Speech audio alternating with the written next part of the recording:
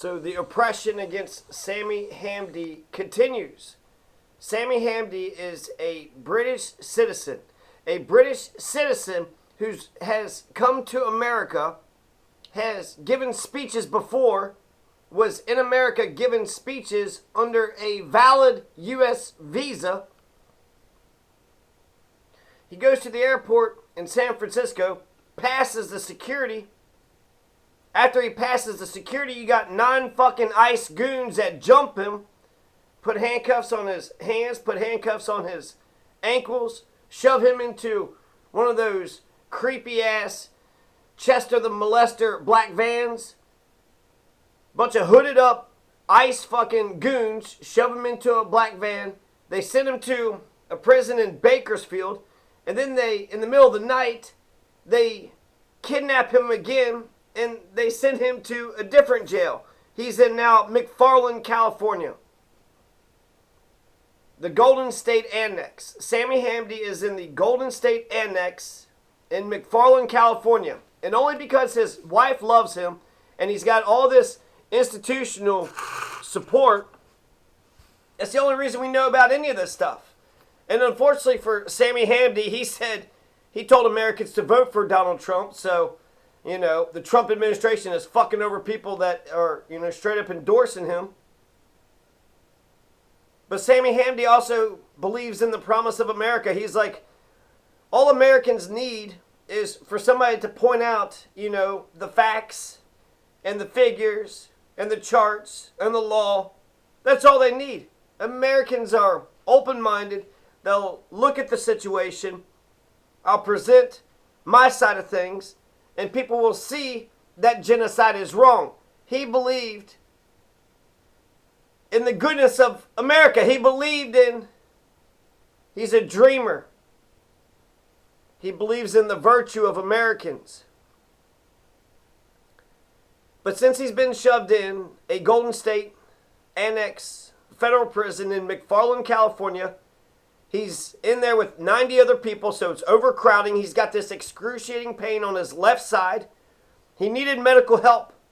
Eventually, he has to wait hours. He's eventually going to get medical help. And he was able to let the pain subside because an inmate had gave him ibuprofen. So Sami Hamdi is seeing the best and the worst of America. He has endless optimism, but he sees that we don't have medical care here. My God, the last time I've been to a doctor, we don't give a shit about one another. We don't have a culture of universal child care, universal education, or health care. Richest country in the world, we got all the poor people, homeless all over the place. You want to know why Ma'am Donnie won? Because you threw Sami Hamdi in jail. Talk about the biggest fuck up in the entire world. He's a British citizen. A British citizen with a valid U.S. visa, and he is being put in prison because of his speech, because of what he says. He says, no, Israel shouldn't commit genocide against Palestine. And they fucking shouldn't. Israel should not be committing a fucking genocide against Palestine. 680,000? 680,000. You don't think that's too fucking much? Bombing a bunch of fucking schools? You don't think that's too much? Bombing hospitals? Bombing goddamn tent cities? Bombing a fucking 18-year-old on a gurney? Setting him on fire? Bombing dozens and dozens and hundreds of 680,000 children. Mostly women, children, old people. Non-combatants. How many did we kill in Iraq? Was it 500,000, 1 million? Was it 1.5 million? How come we don't have an exact figure? They killed all those journalists. Why would they kill journalists? Because a criminal don't want you to take picture of the crimes that they're committing.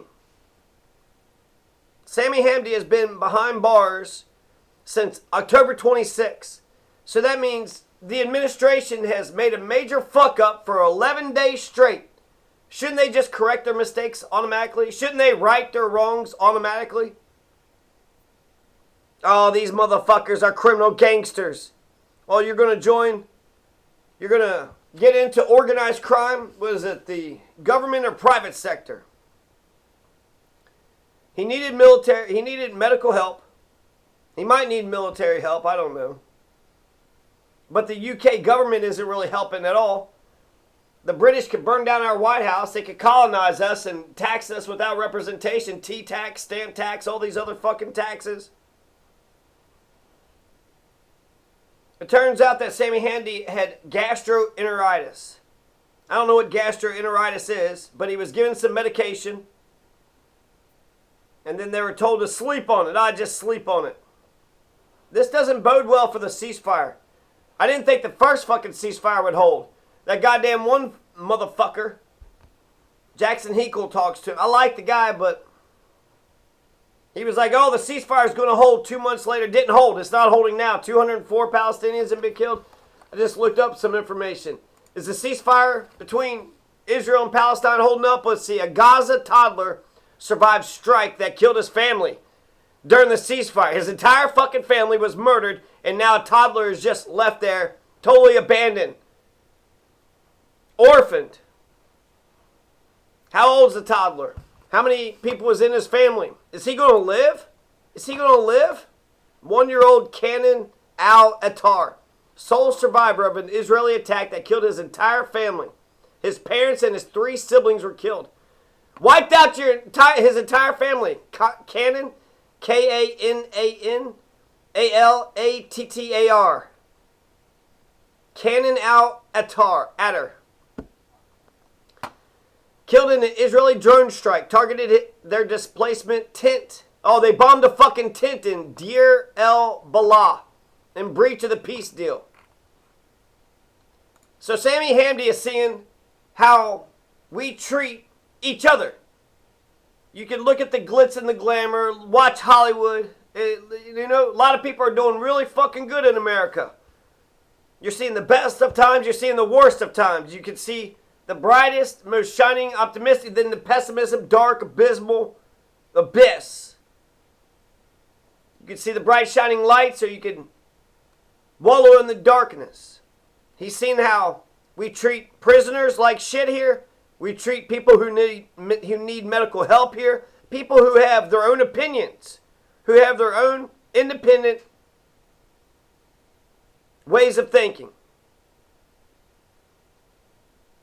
According to Ayn Rand, all you have to have is an independent mind. That's enough of a reason to indict Howard Roark. This is fucking disgusting. This is ridiculous.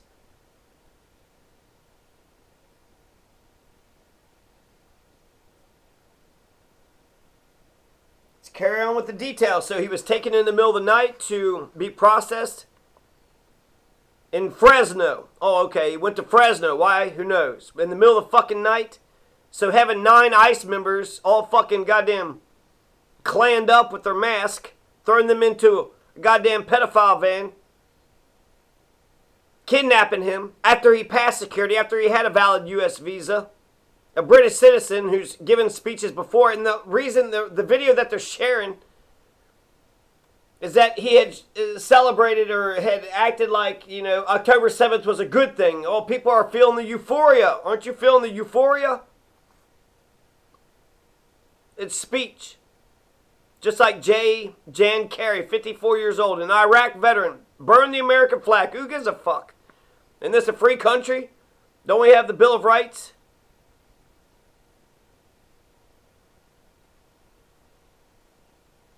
They put handcuffs on his arms and his legs until his ankles were swollen.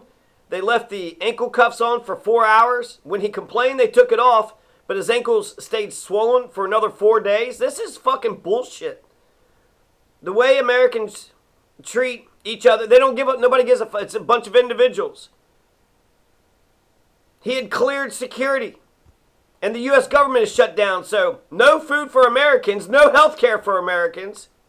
But more money for Israel's bullshit. More money to arrest people on behalf of Israel. He was optimistic. But ultimately, will Americans rashly decide to be America first or Israel first? It's lucky he hasn't got shanked. It's lucky he hasn't got shanked or garroted or molly.